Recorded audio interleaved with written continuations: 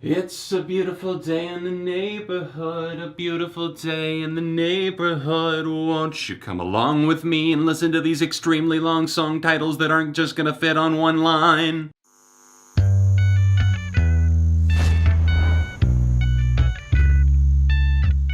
Hey neighbor, welcome back to ARTV. My name is John and it's time for another episode of 7 on Sunday. This week, judging based on the title, I think you can do the math, we're talking about extremely long song titles. I'm not talking about something that's, it's really long because it's taking up the entire first line of my Instagram caption. We're talking about song titles that instead of looking like that, they more so play out almost like a little mini novel. As somebody who grew up in the mid-2000s and saw a lot of emo and pop-punk inclined bands taking on extremely long song titles, paragraphs turning into novels, I thought it was extremely normal for the longest time. And then I started branching out my taste a bit and I'm like, this isn't something that everyone does apparently. Every song here is going to be something that's not just a long song title, but still also a really cool song. So check these out. There's gonna be a Spotify playlist linked in the description down below. Give me a follow over there, username on screen here. And I do hope that you enjoy all of these long song titles that are also awesome songs. If you do, then show your support by leaving a like on the video. And if you want to become a neighbor today, then join the neighborhood by hitting that subscribe button.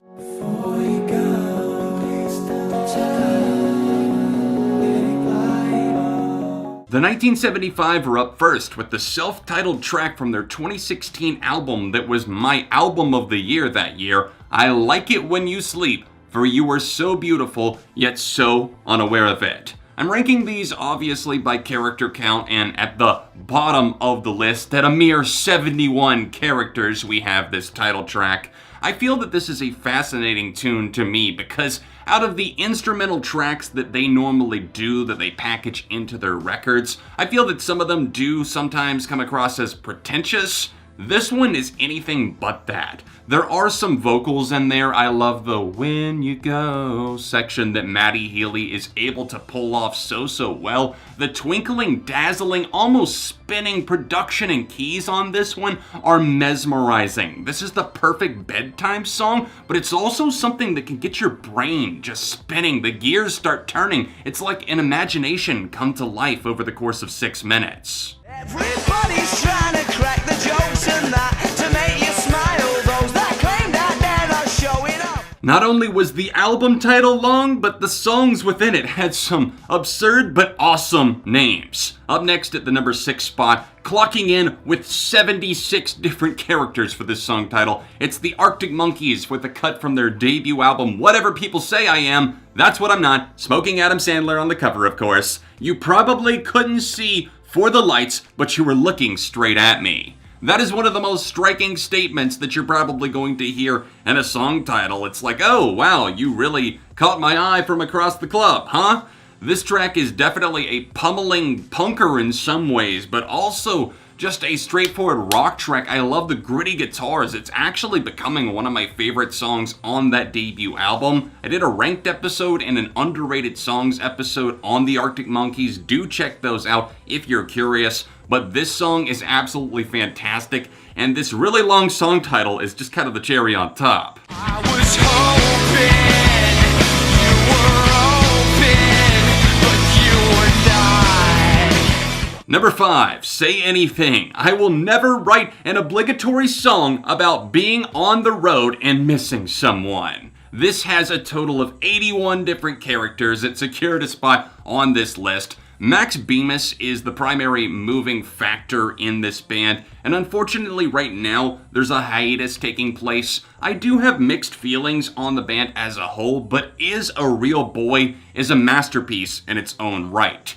It has so much about introspection, growing up. There's a lot of parallels that are drawn, just smart quipping lyrics. And this one, obviously, the title is ironic, because if you've never heard this song before, I encourage you to do so, because the title is misleading. It actually is a song about missing someone, at least it seems, and I haven't found anything to prove it otherwise. It seems that Max is often extremely sarcastic. I relate to that because I give off those vibes a lot of times, I feel like. And this song has some great twisted guitars and a galloping feeling to it. The more I listen and revisit this track, it makes me potentially want to do a throwback review for that album. To the mirror, oh, choke back tears and keep telling yourself that I'm a diva. I'm the new cancer, never look better, you can't stand it. There's a good reason these tables are numbered, honey, you just haven't thought of it yet. Wow, I am so surprised. I did that on the first take. I did like a top 10 Panic at the Disco songs not too long ago, and I could not for the life of me say that song. There's a good reason these tables are labeled. There's a good reason these tables are numbered, honey. There's a good reason these numbers are tabled. This Panic at the Disco song from their debut album, A Fever You Can't Sweat Out, has 89 different characters in its title. There's 26 characters in the alphabet, so you do the math there as far as how many times you could go through the alphabet before actually getting to the end of this song title. There's a good reason as a song lands in the second half of Fever, and it's one of my favorite Panic songs, as I alluded to already. It made my top 10 list. It just kind of has this Baroque feeling to it. I love that as the track goes on, it winds you in suspense. It starts off kind of light on its feet like a dancer, like you're listening to somebody sing in a club, and then Brendan Urie brings out kind of a more over-the-top vocal line that feels like something straight out of the vaudeville scene. And it all comes together in an over-the-top way that is just as dramatic as its title would imply.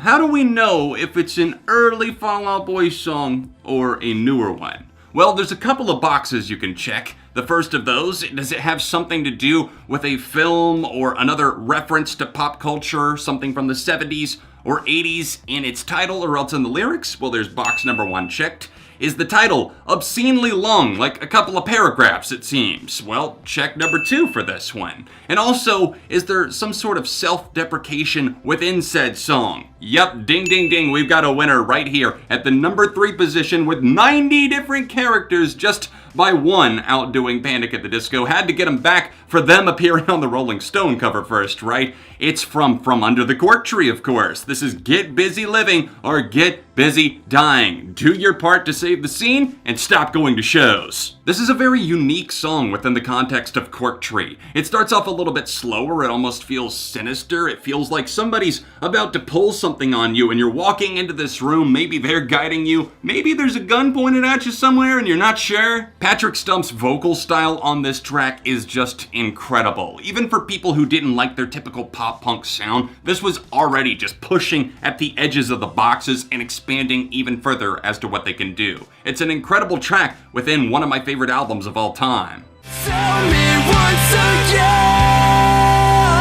that you love me till the death, and should I die? Number 2 is so fucking long that it won't even fit in the title of a YouTube video. It runs out of the character count because that's limited to 100, and this song has 104 characters in the title. It easily snagged this number 2 position, and at first I thought it was going to get number 1. This is, of course, by the emo and occasionally, I guess, pop punk and alternative leaning band that have other traces of other styles in their blood. This was off of their first album, A Lesson in Romantics. I'm gonna have to look at this one because I cannot keep it straight to save my life. You be the anchor that keeps my feet on the ground. I'll be the wings that keeps your heart in the clouds. This is probably the one that should have come to mind first for me when I thought of Mayday Parade, but literally every album they've ever put out has so many long song titles on it. Maybe not quite 100 plus characters long, but my mind went to it's hard to be religious when certain people aren't incinerated by bolts of lightning, and keep in mind transmogrification is a new technology, other stuff like that. Every album dating back to this one has the extremely long song titles. And it can feel a bit gimmicky, but this is a very genuine track. This is back when Jason Lancaster was still in the band for one, not with Go Radio, and also him and Derek were kind of harmonizing, and this is a beautiful closing moment to A Lesson in Romantics. It seems like there's a conversation between God and oneself, an individual that's pouring themselves out on the track. And it's kind of a twisted, painful beauty.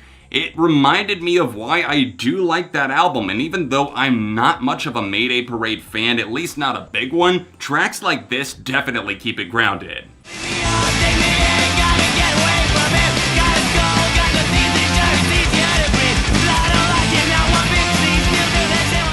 Stealing away the #1 spot from what is now #2 in Mayday Parade, we have the Swedish alternative, garage, and punk-influenced band The Hives that were extremely popular at the turn of the 21st century. I'm just happy to see that they're back in 2019. The singles that they've released have been pretty solid. And this album title right here is actually from the second EP that they ever put out in 1996. And get this, here is the title of the song. I'm gonna try and do this in one breath. Some people know all too well how bad licorice, or any candy for that matter, can taste without having laid out in the sun too long, and I think I just ate too much. Boom, roasted, did it. Good God, Hives, how long does this song title need to be? I get that this is before they broke and most people are not familiar with this. A lot of times you're gonna see this abbreviated as Some People, or else Some People, ellipses, kind of like how Father of All by Green Day is abbreviated to that instead of Father of All Motherfuckers. While this isn't one of the best songs on the list, I don't think, it's still a really solid punk-influenced rock tune. I actually had never heard this song before. It's the only one that I had never previously played through, and I sat down and listened to it a handful of times, and it's got a good energy to it. I can see why the Hives broke out, not just in, wow, I see what I did there. The Hives broke out. Genuinely did not mean to do that. The puns cannot be stopped, but what I was trying to say is that I can see why they were popular outside of Sweden, and they went on to be certified multi-platinum across the entire world. I hope you guys enjoyed this video. If you want to see the Spotify playlist with all of these extremely long song titles in all of their glory, then there should be a link in the description down below. Of course, if you would like to help support the channel further, then hit up patreon.com/ARTV. I could really use your support, especially as we head into year-end season 2019. If you enjoyed this video today, then please drop a like on it, join the conversation in the comments section down below, and let me know some other really long song titles that you know. In fact, I challenge you off the top of your head, outside of the ones that I mentioned in the video, what's another song title that you know? Couple episodes of 7 on Sunday right here, socials in the description, and I'll see you soon for more on ARTV.